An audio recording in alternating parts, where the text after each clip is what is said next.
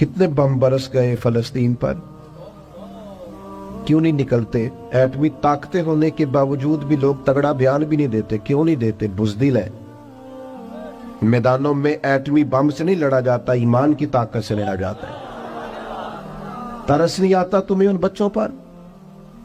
سسکتی بلکتی مخلوق پر. تو کہاں ہے اقوام متحدہ کی تنظیمیں، اور کہاں ہے وہ یورپ جو کتوں اور بلیوں کے حقوق پر تنظیمیں بناتے ہیں، جو جانوروں کے حقوق کی بات کرتے ہیں؟ وہ کہاں اپنے دلوں میں چھپ گئے؟ فلسطین کے ہسپتالوں پر بم برسیں تو تمہارا کیا خیال ہے؟ تم سے حساب سے نماز روزے کا ہونا ہے؟ اللہ کے بندے تڑپتے رہے اور رب پوچھے گا نہیں؟ رسول پاک علیہ السلام نے تو فرمایا مالک قیامت کے دن کہے گا میں جو اس کی شان کے لائق ہے. اللہ فرمائے گا میں بھوکا تھا تو نے کھانا کیوں نہیں کھلایا، میں پیاسا تھا تو نے، یہ صحیح مسلم کی حدیث، مجھے کپڑوں کی ضرورت تھی لایا کیوں نہیں؟ بندہ عرض کرے گا مالک تو کھانے پینے سے پہننے سے پاک ہے. تو رب فرمائے گا وہ جو تیرے پڑوس میں بندہ بھوکا تھا تو بندہ تو میرا ہی تھا نا، وہ جو پیاسا تڑپ رہا تھا تو میرا ہی تھا نا. وہ جن ہسپتالوں پہ بم برستے ہیں وہ کون ہے؟ وہ جہاں جنازے پڑھنے کو کفن میسر نہیں، وہ کون ہے؟ جب وہ پوچھیں گے بلا کے تم کو اپنے سامنے تو کیا جواب جرم دو گے تم خدا کے سامنے؟ تم سو رہے ہو، سیاستیں کر رہے ہو، الیکشن کی باتیں کر رہے ہو. خدا سے ڈرو. ایک بات بڑی ضروری ہے، وہ میں نے آپ سے ضرور کرنی ہے. ایک آیت ہے قرآن پاک کی سورت بقرہ پہلا سپارہ آیت نمبر 120. اللہ تعالیٰ نے ایک حد بیان کر دی. فرمایا وَلَن تَرْضَىٰ عَنْكَ الْيَهُودُ وَلَا النَّصَارَىٰ حَتَّىٰ تَتَّبِعَ مِلَّتَهُمْ. فرمایا یہ یہودی اور عیسائی تم سے ہرگز راضی نہیں ہوں گے. یہ قرآن ہے اور سادہ ترجمہ تفسیر کی بھی ضرورت نہیں. یہ معاہدے کر لیں، محبت کے وعدے کر لیں، یہ تم سے راضی نہیں ہوں گے. کب راضی ہوں گے؟ حتی تتبع ملتہم، یہاں تک کہ تم ان کے دین کی پیروی کرنے لگ جاؤ. میرا جب پہلی دفعہ پاسپورٹ بنا تو میں نے سارا پڑھا، کتابیں پڑھنے کا شوق تھا شروع سے. اس کے ہر صفحے پہ لکھا ہے کہ سوائے اسرائیل کے، یعنی آپ پوری دنیا میں یہ سبز ہلالی پاسپورٹ لے کے جا سکتے ہیں، خبردار اسرائیل آپ یہ پاسپورٹ لے کے نہیں جا سکتے. یعنی اتنی نفرت کسی ملک سے کہ اس پر لکھ کے چھاپ دیا ہر صفحے پر کہ یہ پاسپورٹ سوائے اسرائیل کے ہر ملک کے لیے کارآمد ہے. میرا سوال ہے عرب کے ان لیڈروں سے جنہوں نے اسرائیل کے ساتھ معاہدہ کیا، مجھے بتاؤ تمہیں فلسطین کی بیٹیاں بھول گئی نا ساری کی ساری؟ تمہیں وہ ماں بھول گئی نا جو مسجد اقصیٰ کے دروازے پہ کھڑی ہو کے چیخیں مارتی تھی اور کہتی تھی کوئی علی کو خبر کرو کہ میری بچیاں قید میں ہیں؟ وہ بھول گئی؟ تمہیں وہ بہن بھول گئی نا جس پر شراب کی بوتل انڈیڑتے تھے اسرائیل کے فوجی؟ وہ آپ کو ابھی بھی ویڈیو مل جائے گی. وہ انڈیلتے تھے شراب کی بوتل، اسے پکڑتے تھے، دست درازی کرتے تھے، اور وہ بیٹی کہتی تھی یا رحمت للعالم. بھول گیا تمہیں وہ سارا کچھ؟ تم نے ایک منٹ لگایا اور تم معاہدہ کس سے کروا رہے ہو؟ امریکہ کے صدر سے. اتنا ظلم کیا تم نے، اتنا قاتل کے ساتھ معاہدہ. کیا سمجھتے ہو فلسطین والوں کا کوئی والی وارث نہیں؟ سنو، میرے رسول کریم صلی اللہ علیہ وسلم نے فرمایا میرا کوئی مالدار امتی دنیا سے چلا جائے، پیسے جائیدادیں چھوڑ کے جائے تو اس کی اولاد میں بانٹ دینا، لیکن اگر اس کے ذمہ قرضہ ہو تو میرے پاس آ جانا، میں اپنے امتی کا قرض ادا کروں گا. جس کا کوئی وارث نہیں ہوتا مدینے والا اس کا وارث ہوتا ہے. میں قرض دوں گا اپنے امتی کا. کیا سمجھتے ہو فلسطینی لاوارث ہے؟ صبح قیامت نبی پاک تم سے سوال کریں گے، تمہیں اللہ کے حضور حاضری دینی ہے. کیوں نہیں صلح کرتا اسرائیل فلسطین کے ساتھ؟ لبنان کے ساتھ دوستی کیوں نہیں کرتا؟ شام سارا کٹ گیا اسرائیل کی وجہ سے. آج تمہیں خیال آیا ان کے ساتھ معاہدہ کرنے کا؟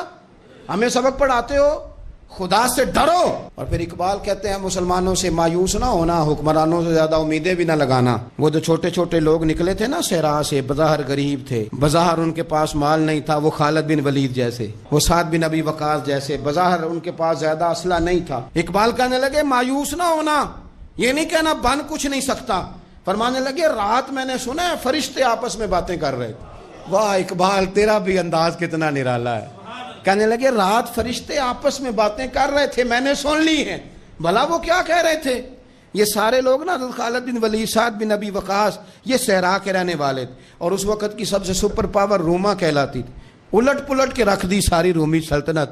تو اقبال کہنے لگے رات فرشتے آپس میں باتیں کر رہے تھے کہ سنا ہے پاکستان کے، ہندوستان کے مسلمان جوان مایوس ہو گئے، کہنے لگا نہ مایوس ہونا نکل کے صحرا سے، جس نے روما کی سلطنت کو الٹ دیا تھا، نکل کے صحرا سے۔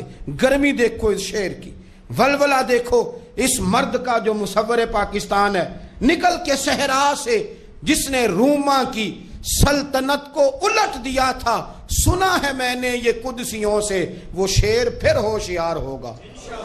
وہ کل باتیں کر رہے تھے کہ بہت سارے ان میں سے پھر جاگ گئے اور بڑی جلدی وہ بلاک بنائیں گے۔ سنا ہے میں نے یہ قدسیوں سے کہ وہ شیر پھر ہوشیار ہوگا، وہ آئے گا میدان میں، نکلے گا اور انشاءاللہ یہی چراغ جلے گا تو روشنی ہوگی۔ قرآن مجید نے واضح کہہ دیا ہے کہ یہودی اور عیسائی تم سے راضی نہیں ہو سکتے حتی تتبع ملتہم، جب تک کہ تم ان کے دین کی پیروی نہ کرو۔ ان کو کسی طریقے سے معاذ اللہ عیسائی بنایا جائے۔ نبی پاک علیہ السلام کی جو محبت ہے نا، وہ انسان کے لیے زندگی کو آسان کر دیتی ہے۔ حضور سے پیار ہوتا ہے نا تو بندہ نفرت کرنی ویسے ہی چھوڑ دیتا ہے۔ حضور سے پیار کرتا ہے، ہرس ہوس لالچ ویسے ہی نکل جاتا ہے۔ جب حضور سے محبت ہو جاتی ہے، نماز پڑھنا، درگزر کرنا، درود شریف پڑھنا، قرآن پاک پڑھنا، دین کی خدمت کرنا، حتیٰ کہ جان دینا بھی آسان ہو جاتا ہے۔ نبی پاک علیہ السلام کی محبت انسان کو کبھی بھی پریشان نہیں ہونے دیتی، الجھنے نہیں دیتی، تازہ دم رکھتا ہے حضور کا پیار۔ شرط یہ ہے کہ محبت صحیح ہو، اصلی ہو، باطن میں ہو۔ یہ آپ کے ذہن کے اندر کبھی بھی کسی بدبو کو نہیں آنے دے گی، طبیعت کو تازہ دم رکھے گی، سکون میں رہے گی۔ لیکن نبی پاک علیہ السلام کی محبت کے کچھ تقاضے ہیں، ان تقاضوں کو سمجھنا پڑے گا۔ بالخصوص امت اس وقت جس جگہ پہ کھڑی ہے، آپ دیکھیں کہ اتنی بربریت اور اس جیتے جاگتے دیکھتے ماحول میں کہ جس میں ہر چیز کیمرے کی آنکھ دیکھ رہی ہے، اس میں اس قدر زیادہ اسرائیل کی جارحیت، اس کے جواب میں دو تین تازیانے ہیں یوں سمجھنے والے۔ ایک ہے کہ میں کوئی جذباتی بات کروں گا، آپ اس کی تائید کر دیں گے۔ ایک ہے کہ پہلوؤں پر غور کرنے کا وقت ہے کہ اتنے کٹھن ماحول میں بھی اگر مسلم امہ کے لیڈر بیدار نہیں ہو رہے تو آپ کو پس منظر سمجھنا پڑے گا کہ ہم نے نبی پاک کی محبت کے تقاضوں کو نہیں سمجھا۔ حضور سے محبت ہے نا تو پھر نبی پاک کو تو سادہ طرز زندگی پسند ہے، حضور کو تو پسند نہیں ہے۔ اللہ کے محبوب نے تو دعا مانگ کے فقیری لی اللہ تعالیٰ سے۔ آپ کو پتہ ہے جب بندہ بہت زیادہ آسانیوں میں چلا جاتا ہے، بہت زیادہ اس کے پاس سہولیات ہو جاتی ہے، اس کا مرنے کو دل نہیں کرتا۔ خود نبی پاک علیہ السلام نے فرمایا قیامت کے قریب کافر تم پر جھپٹیں گے جس طرح بھوکے لوگ کھانے پر جھپٹتے ہیں۔ حضور کیوں، ہم تھوڑے ہوں گے؟ فرمایا نہیں، تمہیں دنیا سے محبت ہو جائے گی اور موت تمہیں بری لگے گی۔ اتنے بڑے بڑے بنگلے، عالی شان محلات، کس کا چھوڑ کے مرنے کو جی چاہتا ہے معاذ اللہ۔ نبی پاک کی محبت کا تقاضا سمجھو، ایسا نہیں کہ وہاں دولت آئی نہیں۔ حضور تو فرماتے ہیں کہ اللہ نے خزانوں کی کنجیاں میرے ہاتھ میں رکھ دی ہیں، لیکن میں نے عرض کیا مالک ایک وقت روٹی دینا اور ایک وقت کا فاقہ دینا۔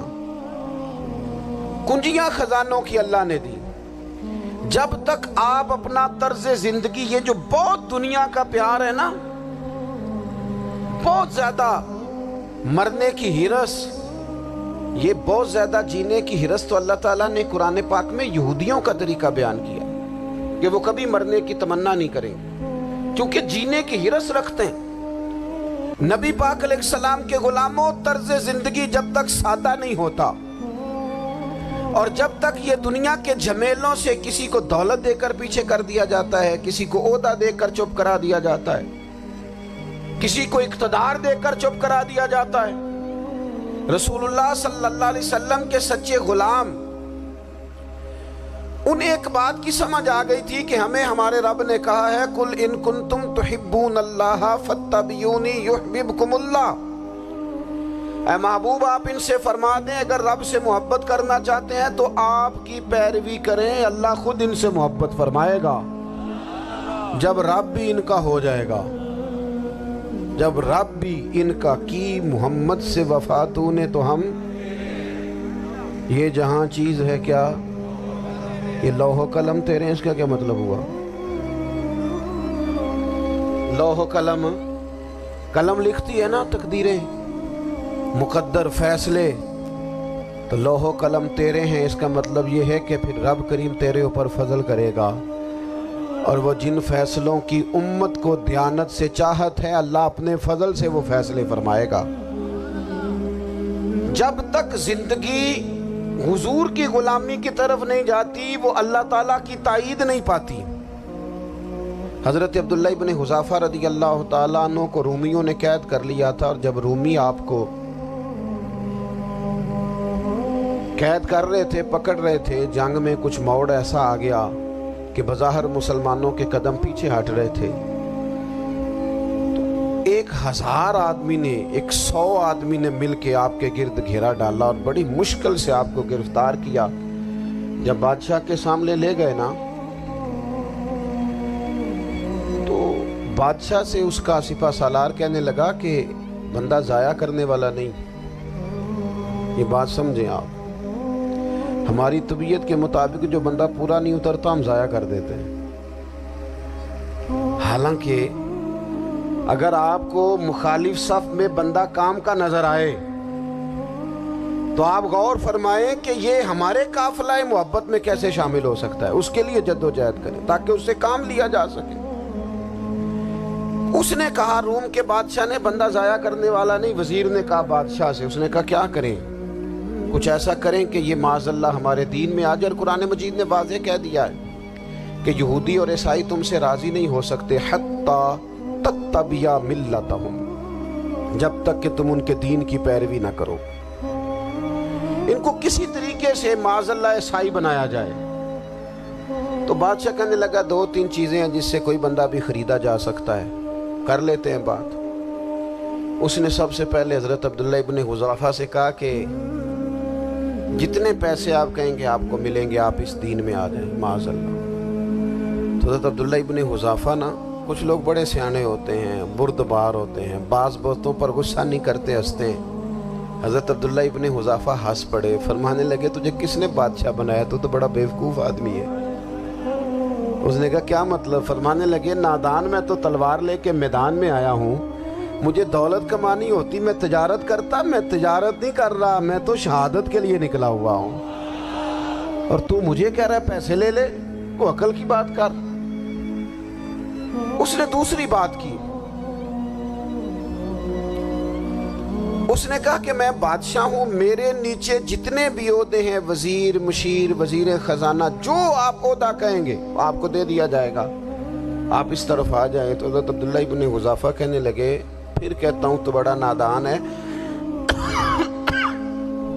فرمانے لگے میں حضور کا صحابی ہوں، اور صحابی ہونے سے بڑا عہدہ دنیا میں ہے ہی کوئی نہیں۔ صحابہ وہ صحابہ جن کی ہر صبح عید ہوتی تھی، خدا کا قرب حاصل تھا، نبی کی دید ہوتی تھی۔ کہا تو مجھے لالچ دے رہا ہے۔ اب انہوں نے ایک نئی چال چلی، وزیر کہنے لگا کہ میں ایک اور طرح سے معاذ اللہ کوشش کرتا ہوں پگھلا دینے کی۔ آپ اندر کمرے میں قید تھے تو وہاں ایک خاتون کو بنا سنوار کر بھیج دیا گیا۔ دوستو یاد رکھنا، تگڑا اور مضبوط جوان پتہ کون ہوتا ہے؟ جس کی نظریں پوری طرح اس کے کنٹرول میں ہوں، یہ علامت جوانی ہے۔ جس آدمی کا پوری طرح، 2 لوگ دنیا میں کبھی کوئی کارنامہ سر انجام نہیں دے سکتے، ایک جو حرام کھاتا ہو، ایک جس کی نظر ناپاک ہو۔ محمد بن قاسم جب یہاں آئے تھے نا تو ایک دن بڑے پریشان تھے، تو ایک بزرگ کہنے لگے آپ کیوں پریشان ہیں؟ کہنے لگے راجہ دہر سے مقابلہ ہے، اور ہماری فوج تو سندھ کے رستے بھی نہیں جانتی، زبان بھی نہیں جانتی، لڑیں گے کیسے؟ 2-4 دن کے بعد ان بزرگوں کی دوبارہ محمد بن قاسم سے ملاقات ہوئی تو بڑے خوش تھے۔ کہا اب آپ کیوں خوش ہیں؟ کہنے لگے وہ میرا مقابلہ نہیں کر سکتا، میں نے تحقیق کر لی ہے۔ کہا کیوں؟ کہنے لگے نظر کا گندہ ہے، اور جو نظر کے گندے ہوتے ہیں وہ میدانوں میں ٹھہرا نہیں کرتے۔ میدان کے لیے نکلنے کے لیے پاک جوانی کی ضرورت ہوتی ہے، تطہیر مزاج ہونا ضروری ہوتا ہے، پاکیزہ افکار اور سچی اور سچی ستھری سوچوں کا ہونا ضروری ہوتا ہے۔ اس لیے فرمایا کہ میرا مقابلہ نہیں کر سکتا۔ حضرت عبداللہ ابن حذافہ کمرے میں تھے تو وزیر کی بیٹی اندر سجی سنوری پہنچ گئی۔ جیسے ہی آپ نے اس کفر کی چال کو دیکھا تو تیمم کر کے نفل شروع کیے۔ وہ ساری رات بیٹھی رہی، رب کا بندہ ساری رات عبادت کرتا رہا۔ عبادت بڑا سہارا ہے، مصلی بڑا سہارا ہے اللہ کے بندوں۔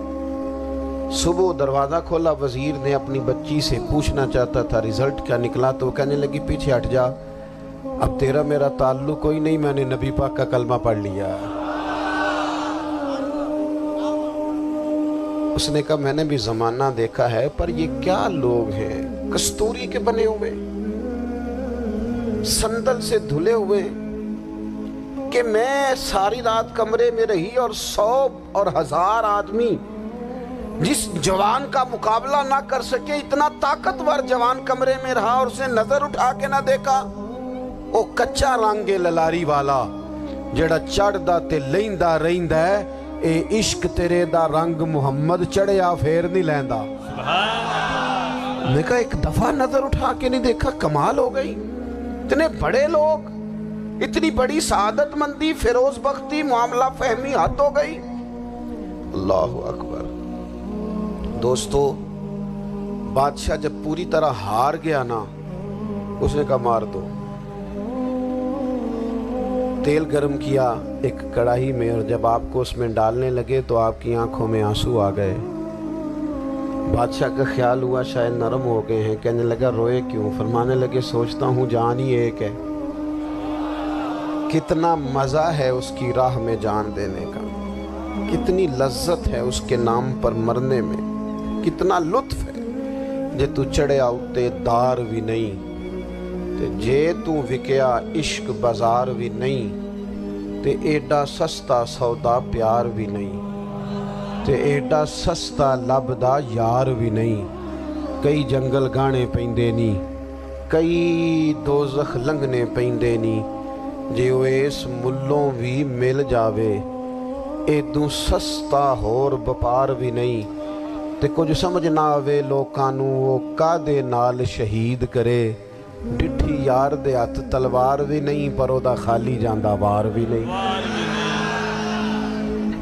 کہنے لگے ایک جان ہے نا، تو دل کرتا ہے ہزاروں ہوتی تو ایک ایک کر کے محبوب کے نام پہ قربان کرتا، جب میرے پاس ہے ہی ایک، کروں کیا؟ حضرت عبداللہ ابن حذافہ رضی اللہ تعالیٰ عنہ جب روئے اور بادشاہ نے یہ بات سنی تو بادشاہ اٹھ کے کھڑا ہو گیا، سارے وزیروں مشیروں کو کہنے لگا تم نے کہا تھا نا بندہ ضائع کرنے والا نہیں، یہ بھی ضائع کرنے والا نہیں۔ کہنے لگا میرا ماتھا چومو، تم جیسے لوگوں کو قتل نہیں کرنا چاہیے، آزاد کرنا چاہیے۔ عزیز، اپنی زندگی سے نا یہ بہت زیادہ ہرس، ہوس، طمع، اور یہ کسی بات کی بھی ہو، ہرس صرف پیسوں کی نہیں ہوتی، شہرت کی بھی ہوتی ہے، یہ بیماری انسان کو اقتدار کی بھی ہوتی ہے، تعریف کی بھی بیماری ہوتی ہے، یہ سارے نقص ہوتے ہیں لوگوں کو، اور معاذ اللہ بعض جبوں کبوں کے اندر بھی ہوتے ہیں، وہاں بھی پنپتے۔ اپنی زندگی جب تک اس سادگی میں نہیں لاؤ گے جو رسول پاک نے عطا فرمائی، جب لوگ آسانیوں میں پوری طرح الجھ گئے تو پھر وہ دور ہوئے اور کفر چڑھ گیا۔ دوسری بات، اللہ کے محبوب صلی اللہ تعالی علیہ وسلم کی محبت ہم سے تقاضا کرتی ہے کہ ہم اس مشن کے لیے کام کریں جس مشن کے لیے رسول پاک نے کام فرمایا ہے۔ ہم سارے کام بڑی مضبوطی سے، سوچ سمجھ کے، تدبر سے، حکمت سے، تقاضوں کو مد نظر رکھتے ہوئے کرتے ہیں سارے کام۔ دین کے کام میں ہمارا مزاج نہیں ہوتا، او ہو جائے گا جی، آپ بسم اللہ پڑھیں جی، شروع کریں جی۔ آپ تقاضوں کو سمجھیں، چیزوں کو دبائیں نہیں، چیزوں پر غور کریں۔ کسی کے ذہن کی سطح پر سوال ابھرتا ہے، اس کا تسلی بخش جواب دیں۔ اپنی زندگی میں دین کے کام کے لیے اپنے آپ کو وقف کریں. اور دین کے کام کے بہت سارے پہلو ہیں. ہزاروں لوگوں کو قرآن پاک ٹھیک پڑھنا نہیں آتا. ہزارہا لوگ ہیں جو قرآن مجید کے مطالب سے آگاہ نہیں ہیں. دین کی بنیادی ضروریات سے لوگ نابلد ہیں. میں آپ کو کس طرح یہ بات سمجھاؤں کہ ہزاروں کی تعداد میں طلاقیں اس لیے ہوتی ہیں کہ مردوں کو طلاق کے مسئلے نہیں آتے. انہیں پتہ نہیں ہے کہ مجھے حقوق زوجین کے معاملے میں کیسے چلنا ہے. ڈھیر سارے گھروں میں تباہی اس لیے ہے کہ تربیت اولاد کا دینی منہج ہمیں نہیں پتا. اپنا حصہ ملائیں دین کے کام میں. ایک آدمی کو اگر تو نمازی کرنے میں کامیاب ہو گیا, تیری زندگی بدل گئی. وہ دین بیزار لوگ جو ہمارے بیچ بیٹھ کے ہماری نوجوان نسل کو پگڑی اور داڑھی کا نام لے کے بنیادی طور پر دین سے دور کرتے, ایسے نوجوانوں کو دین کا پیغام محبت دے کر دین کے قریب کرنا ہماری ڈیوٹیوں کا حصہ ہے. ہمیں ذمہ داری کا احساس کرنا پڑے گا. ہمیں یہ خاص قدم اٹھانا پڑے گا, توجہ دینی پڑے گی. مساجد, مدارس, میں آپ سے عرض کروں, اتنی ڈٹ کے مخالفت ہوتی ہے نا مدرسوں کی, اتنی ڈٹ کے. میں ادارہ چلاتا ہوں, اس کے چلانے میں جو مشکلات ہیں وہ تو ہم بتا نہیں سکتے آپ کو, اس لیے کہ میری قوم, میرا اس قوم سے تعلق ہے جو نعت خواں امیر کرنا چاہتی ہے, مدرسے نہیں. ہاں, نقیب خطیب پیدا کرنا چاہتی ہے, شعر و شاعری کی زندگی کو پروان چڑھانا چاہتی ہے. فقط ہمارا ان لوگوں سے تعلق ہے جو لاکھوں کروڑوں روپیہ محافل پہ لگائیں گے.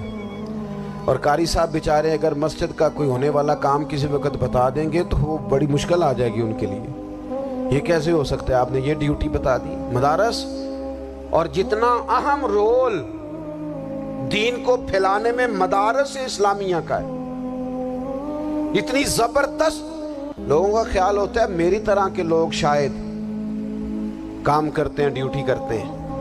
یہ 10-15 لوگ آپ کو نظر آتے ہیں جو آپ کو کہیں میڈیا پر یا ادھر ادھر ڈیوٹی کرتے. مخلص لوگ اپنی جگہ پہ وہ بھی بڑا ہی کام کر رہے ہیں, جو میڈیا پہ آ کے بھی اخلاص سے اور درد دل سے کو دین کی, ان کی بھی کسی بات کی حوصلہ شکنی نہیں. لیکن ہزارہا اساتذہ جو مدارس میں بیٹھ کے پڑھاتے ہیں, جنہوں نے وہ سارے لوگ تیار, آپ سمجھ نہیں سکتے کتنا بڑا کام. حفظ کا استاد جو ہوتا ہے نا, اس کی ڈیوٹی 24 گھنٹے ہوتی ہے فجر سے پہلے, اور اس نے بچوں کو اٹھانا ہے. تنخواہ تو ہم انہیں دینا نہیں نہ چاہتے جی, تنخواہ نہیں دے دی انہوں نے. ہمیں مولوی امیر نہ ہو جانا. مولوی نو تے سوٹ بھی 27ویں والی رات دے ہی ہے تاکہ کدھر سوان کے عید والے دن پا نہ لوے, کیونکہ 27ویں تو بعد تے درزی پھڑتا ہی کوئی نہیں. کیوں حضرت, ایسے ہی ہے نا, اس وقت تو نہیں نہ لیتا. تو ہم چاہتے ہیں مولوی ہماری مرضی کے ہماری طرح کا سوٹ نہ پہن لے. مدارس کی مضبوطی آپ یہ دیکھ لیں, یہ صلاح الدین ایوبی کا تعلق بھلا کس چیز سے تھا؟ غوث اعظم کے مدرسے سے. حضور غوث اعظم کے مریدوں کی جماعت اس کے ساتھ شامل تھی. کون لوگ تھے جنہوں نے مدارس سے فیض پایا؟ رازی اور غزالی, حضور غوث اعظم, خواجہ اجمیر, یہ سب لوگ مدارس کے لوگ ہیں. کمزوریاں ہیں, غلطیاں ہیں, بہت ساری چیزوں کی اصلاح کی ضرورت ہے, لیکن یہ دین کا بہت بڑا قلعہ ہوتا ہے مدرسہ. لیکن اس کی مخالفت کی جاتی ہے. مجھے بتائیے, اگر مدرسوں میں کمزوریاں ہیں تو کالجوں یونیورسٹیوں میں نہیں ہیں؟ ہم نے کبھی مخالفت کی ہے بند کر دو سارے؟ لیکن لوگوں کا جب خیال آتا ہے, جب ہمارے ایک سابقہ وزیر صاحب تھے سر راہ, کسی دعوت میں میری ان سے ملاقات ہو گئی تو انہوں نے کہا مدرسوں کا کردار کیا ہے آج کے ماحول میں. میں نے انہیں کہا کہ مختلف کورسز آپ کراتے ہیں نا, تو اس کے لیے پھر مختلف ویکینسیز ہوتی ہیں جہاں بچوں کو مدرسے کا کورس کرایا جاتا ہے تو استاد بننا ہوتا ہے, اس نے خطیب بننا ہوتا ہے, مسجد کی ڈیوٹی کرنی ہوتی ہے. میں نے کہا آپ بالکل کوئی حکومت سرپرستی نہیں کرتی, لیکن اللہ کا فضل ہے. کبھی آپ نے کوئی مسجد سنی ہے جس میں جمعے والے دن مولوی نہ ملا ہو جمعہ پڑھانے کے لیے؟ کبھی آپ کو رمضان میں ایسی مسجد ملی ہے جس میں قرآن مجید سنانے کے لیے حافظ نہ ملا ہو؟ یہ ہو سکتا ہے کسی حافظ کو مسجد نہ ملے. تو مدارس کے ذمے جو کام تھا مدارس نے جم کے کیا ہے اور ڈٹ کے کیا اللہ کے فضل سے.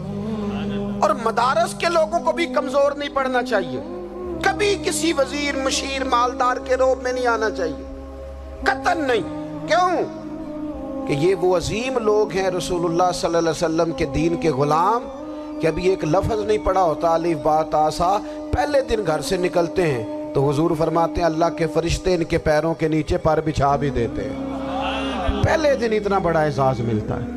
تو حضور کی محبت کا تقاضا ہے دین کا کوئی کام کیا جائے۔ ایک خاتون مسجد نبوی شریف میں جھاڑو دیتی تھی پر کوئی کام تو کرتی تھی نا، اور کس مسجد میں؟ جہاں 70,000 فرشتے صبح آتے ہیں 70 شام آتے ہیں، اس مسجد میں وہ خاتون جھاڑو دیتی تھی۔ بخاری ہے، جب ان کا انتقال ہو گیا صحابہ نے سوچا کہ حضور کو تکلیف ہوگی، بغیر بتائے جنازہ پڑھ دیا۔ حضور صبح تشریف لائے، تازی قبر دیکھی، اور محبوب وہ ہیں جو فرش پہ کھڑے ہو کے عرش کی خبریں دیتے ہیں۔ نبی پاک علیہ الصلوۃ والسلام نے فرمایا کہ مجھے اطلاع کیوں نہیں دی اس کے انتقال کی؟ یہ کرم دیکھو، کوئی ڈیوٹی تو کرتی تھی نا یار، پر خلوص سے، پر پیار سے، پر اللہ کو راضی کر دے گی، پر درد دل سے۔ اور دین کی ڈیوٹیاں کرنے والے دوستو سنو، حضور صبح آئے، قبر کو دیکھ کر فرمایا مجھے کیوں نہیں بتایا؟ یا رسول اللہ آپ کو تکلیف دینا مناسب نہ جانا؟ تو قبر پہ کھڑے ہو کے حضور نے فرمایا صف بناؤ میں دوبارہ جنازہ پڑھاؤں گا، صف بناؤ میں دوبارہ جنازہ پڑھاؤں گا۔ کوئی ڈیوٹی تو۔ تیسرا تقاضا حضور کی محبت کا، سمجھو میں بس بڑی جلدی بات سمیٹنے لگا ہوں، حضور کی امت سے پیار کرو، یہ نبی پاک کی محبت کا تقاضا ہے۔ حضور اس بندے سے بڑے راضی ہوتے ہیں جو حضور کی امت سے پیار کرتا ہے۔ آپ کو پتہ ہے حضرت جبریل امین علیہ السلام نے معراج کی رات حضور علیہ الصلوۃ والسلام سے عرض کی تھی کہ اللہ کی بارگاہ میں عرض کیجئے گا میری بھی ڈیوٹی لگ جائے آپ کی امت کے ساتھ محبت کرنے پر۔ تو یہ کیوں کہا تھا انہوں نے؟ علماء نے لکھا اس لیے کہا تھا کہ حضرت جبریل بھی جانتے ہیں کہ حضور کی امت سے محبت کی بات کی جائے نا تو نبی پاک راضی ہوتے ہیں۔ امت سے پیار کرو گے نا، امت سے۔ ایک صرف بات کا خیال رکھنا، عقیدہ برا ہو تو بات دوسری ہے، ورنہ میرے محبوب کی امت کا ایک ایک شخص جو مدینے والے کا کلمہ پڑھتا ہے، جو حضور کا غلام ہے، اس کے بارے میں اپنے دل میں گنجائش رکھنا، پیار رکھنا، وارفتگی رکھنا۔ او دوستو، یہاں لوگ کس طرح گروہوں کو، جماعتوں کو سپورٹ کرتے ہیں۔ نبی پاک نے اس امت کی کثرت پر فخر بیان کیا، اور حضور فرمانے لگے 120 صفحے جنتیوں کی ہوں گی، قیامت میں 80 صفحے صرف میری امت کی ہوں گی، میں کثرت امت پر فخر کروں گا۔ ان لوگوں سے پیار کرنا ہے، ان کے دکھ درد کو سمجھنا ہے۔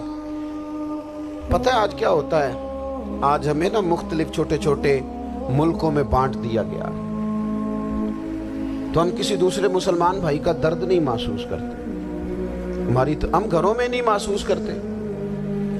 پڑوسی پر ظلم ہو رہا ہو تو ہم کہنے پتر ساڈا نہیں مسئلہ، یہ دا مسئلہ ہے، تینوں کی لگے۔ حالانکہ پڑوسی کی آگ اس لیے بھی کسی وقت بجھا دینی چاہیے کہ پڑوسی کی نہ بجھائی جائے تو اپنا گھر بھی زاد میں آ جاتا۔ آج امت مسلمہ سے ہمیں بس لگا دیا گیا اپنے حصے کی روٹی کماؤ، اپنے حصے کی کوٹھی بناؤ، اپنے حصے کی گاڑی خریدو، اپنے حصے کا کام کرو۔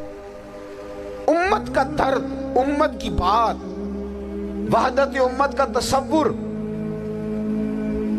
امت کا دوبارہ سے وہ شان ارسل رسولہ بالہدی ودین الحق لیظہرہ علی الدین کلہ، وہ تصور کب ہوگا؟ اس وقت ہوگا جب ہم بات امت کی کریں گے۔ نبی پاک علیہ السلام نے فرمایا مسلمان کی مثال ایک جسم کی طرح ہے، جسم کے ایک حصے کو تکلیف ہو تو سارا آزمائش میں آ جاتا ہے۔ مجھے بتاؤ یہ انگلی درد کرتی ہو، یہ انگلی جسم کا حصہ ہے نا، تو میرا خیال ہے دماغ یہ کہہ دے گا کہ انگلی کی درد ہے نا منو کی لگے، دل کہہ دے گا کوئی نہیں ٹینشن لینے، انگلی کا مسئلہ ہے نا۔ ایسا نہیں ہوتا، بلکہ جب انگلی میں درد ہوتی ہے تو دماغ منصوبہ بندی کرتا ہے کہ اس کا علاج کیسے ہو سکتا ہے، دل پریشان ہوتا ہے، پیر چل کے جاتے، ہاتھ وہ دوائی وصول کرتے، دانت اسے چبا کر، حلق اسے نگل کر، معدہ اسے ذخیرہ کر کے جسم میں پھیلاتا ہے، پھر جا کے انگلی شفا پذیر ہوتی ہے۔ ایک حصے کو درد ہو تو سارا حصہ کام پہ لگ جاتا ہے۔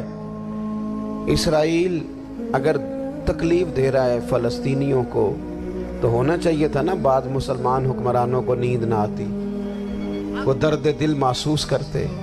ہونا چاہیے تھا نا کہ بعض لوگ یہاں ہم کیا کرتے ہیں بھلا بیٹھ کے، اب تو مجھے بعض چیزوں سے کوفت بھی ہونے لگا، ہم دیتے ہیں بیان مذمت۔ آپ کے بیان دینے سے کیا ہوگا؟ فلانے نے بھی بیان دے دیا، فلانے نے بھی کلپ دے دیا، یہ کیا کر رہے ہیں؟ یہ تو آپ زندہ رہنا چاہتے ہیں۔ وہ جس طرح آج کل ہمارے ہاں بہت ساری چونکہ جماعتیں ہیں، تو کشمیر ڈے آتا ہے نا تو مل کے ریلی نہیں نکالی جا سکتی، سوال نہیں پیدا ہوتا، کیونکہ ہمیں جماعتوں کو زندہ رکھنا ہے۔ اس جماعت کی خبر الگ لگنی چاہیے، اس جماعت کی خبر الگ، تو ایسے کوئی انقلاب آئے گا؟ یاد رکھنا امت کو پوری کو ایک طاقتور آواز بننا پڑے گا، ہمیں تھوڑا تھوڑا اوپر اٹھ کے سوچنا پڑے گا۔ خدا را اللہ تعالیٰ مجھے معاف کرے اگر کوئی بات میں سطحی کر رہا ہوں، دل کی گہرائی سے عرض کرتا ہوں اب تو بڑا سخت وقت آ گیا۔ اب چونکہ اب تو کیمرے کی آنکھ آئی ہے تو وہ زخمی بچے دیکھے نہیں جاتے، وہ تڑپتی مائیں دیکھی نہیں جاتی، وہ سسکتی اور آواز دیتی بیٹیاں سنی نہیں جاتی۔ وہ آوازیں ایسی ہیں جیسے وہ رات کے سناٹوں میں چیخیں بن کے لوگوں کو جگایا کریں گی۔ خدا را کچھ جرم ایسے ہوتے ہیں جن کی سزائیں بڑی سخت ہوتی ہیں، جن کی معافی بڑی مشکل سے ہوتی ہے۔ اپنے اندر جذبہ ایمانی پیدا کریں۔ اور میرے دوستو بستر پر بھی تو لوگ ماری جایا کرتے ہیں نا۔ اپنی زندگی رسول اللہ صلی اللہ علیہ وسلم کے دین کے نام کرو۔ جذبہ جہاد، شوق شہادت اور عشق رسول، یہ عناصر ہیں جو امت مسلمہ کو پیروں پر کھڑا کریں گے۔ 2 منٹ کے لیے سوچو، امت اگر اسی طرح کٹتی رہی، پریشان رہی، دکھتی رہی اور باری باری کر کے، اقبال نے کیا کہا تھا؟ اس نے کہا تھا وطنوں میں، انہوں نے کہا تھا کہ ان تازہ خداؤں میں بڑا سب سے وطن ہے، جو پیرہن اس کا ہے وہ مذہب کا کفن ہے۔ تو اقبال ہم کیا کریں؟ کہنے لگے بازو تیرا توحید کی قوت سے قوی ہے، اسلام تیرا دیس ہے، کیونکہ تو مصطفی ہے۔ تو بحیثیت مسلمان سوچنا شروع کر، بحیثیت مسلمان، اور یوں تو سید بھی ہو، مرزا بھی ہو، افغان بھی ہو، تم سبھی کچھ ہو، بتاؤ کہ مسلمان بھی ہو۔ تمہارے اندر کہیں سے کوئی مومن بھی بولتا ہے کہ نہیں؟ علاقائی تعصبات اور ملکی سرحدوں میں قید ہو جانے والوں، تم ایک نبی کی امت ہو۔ کیوں نہیں سمجھتے جب کشمیر کی بیٹی روتی ہے تو مدینے والے محبوب پاک علیہ السلام کی امت کی بیٹی روتی ہے، جب فلسطین کی بیٹی روتی ہے تو امت کی بیٹیاں روتی ہیں۔ خدا را کچھ درد دل اپنی طبیعت میں پیدا کریں۔ میں حکمرانوں کی بات نہیں کرتا، میں تو عام لوگوں سے ایسے تبصرے سنتا ہوں جو نہیں کرنے چاہیے۔ وہ نہیں جی نہیں، دوسرا رخ بھی دیکھو، عام آدمی اٹھ کے، عام لوگ بھی یہ خطرناک سوچیں اور ان سے خوفناک نتائج برآمد ہوں گے۔ تو 3 باتیں میں نے آپ کی خدمت میں عرض کی ہیں۔ ایک تو کوشش کریں اپنی زندگی کے اندر کہ زندگی کو سادہ کریں، پیسہ ضرور کمائیں لیکن پیسے سے پیار نہ کرو، پیار تو مدینے والے رسول سے کرنا۔ دولتیں، ہرس، ہوس، طمع، ان سے باہر آؤ۔ اور دوسری گزارش آپ کی خدمت میں یہ عرض کی ہے، کچھ نہ کچھ دین کا کام، اور اس میں بھی شہرتوں سے بچتے ہوئے، تصویروں سے بچتے ہوئے۔ میں ہر محفل میں شاید کہتا ہوں میری فوٹو آ رہی ہے اور لائیو آ رہا ہے اور فلاں ہو رہا ہے، لیکن اس محفل کا خوبصورت انسان وہ ہے جو سب سے پیچھے بیٹھا ہے، وہ کسی فوٹو کے لیے نہیں آیا۔ اور میں ڈھیر سارے لوگ دیکھ رہا ہوں، یہ جو آگے بیٹھ جاتے ہیں بعض اوقات 5، 7، 10 لوگ، یہ بڑی تصویر سازی کرتے ہیں، لیکن جو پیچھے بیٹھے ہوتے ہیں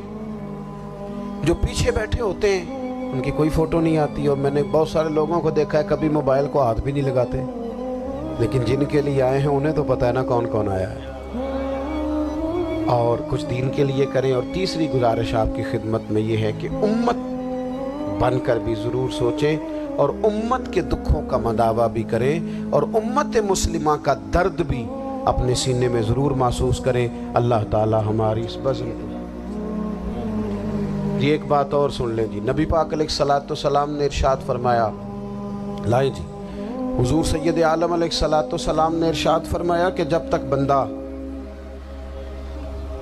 اللہ کے بندوں کی مدد میں رہتا ہے نا، اللہ بھی اس کی مدد کرتا رہتا ہے۔ یعنی اگر آپ امت کے لیے سوچتے ہیں، کوئی امت کے لیے فکر پیدا کرتے ہیں، کچھ امت کی سوچیں لاتے ہیں، تو اللہ بھی مدد فرمائے گا۔ اور یہ بات اچھی طرح یاد رکھیں، جب بھی بندہ کوئی ایسا کام کرتا ہے نا جو خالص اللہ کی رضا کے لیے ہو، تو رب کی مدد ضرور آتی ہے۔ وَلَقَدْ نَصَرَكُمُ اللَّهُ بِبَدْرٍ وَأَنْتُمْ أَذِلَّةٌ، تو یہ کام کریں گے تو اللہ کی مدد بھی آئے گی۔ اللہ توفیق عطا فرمائے۔ وَمَا عَلَيْنَا إِلَّا